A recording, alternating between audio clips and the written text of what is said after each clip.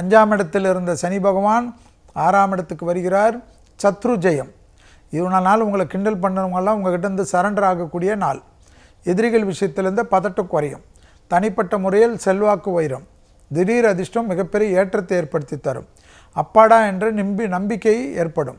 சுபகாரியம், கல்யாணம், குழந்தை, வீடு, நலம், கடன் அமைப்பு எல்லாமே நிவர்த்தி ஏற்படும். வயிற்றிலிருந்து கழிவு பகுதிகள் மட்டும் கவனமாக பார்த்து கொள்ள வேண்டும்.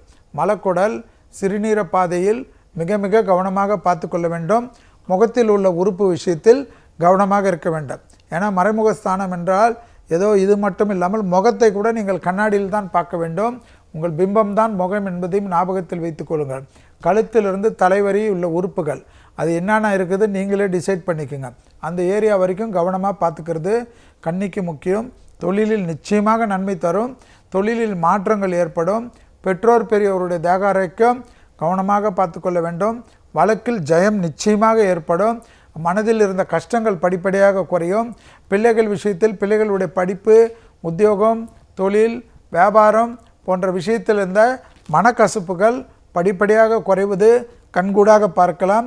சுபகாரியங்கள், கல்யாண அமைப்பு, வெளியில் இப்போ கணவனாக மனைவியும் ஒன்றாக இல்லாமல் இருப்பது, பிரிந்து இருப்பது, சண்டை சச்சரவால் இருப்பது, தொலைதூரத்தில் உத்தியோக நிமித்தமாக பிரிந்து இருக்கிறவர்களெல்லாம் மீண்டும் ஒன்று சேரக்கூடிய அமைப்பெல்லாம் கன்னியாராசிக்காரர்களுக்கு ஏற்படுவது ஆச்சரியத்தின் வகையில் ஏற்படும்.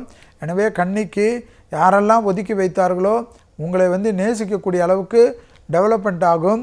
கேது ஜென்மத்தில் இருப்பதனால் 7ஆம் இடத்தில் ராகு இருப்பதனால் குடும்ப விஷயத்தில் கொஞ்சம் கவனமாக இருப்பதும் மிக முக்கியம்.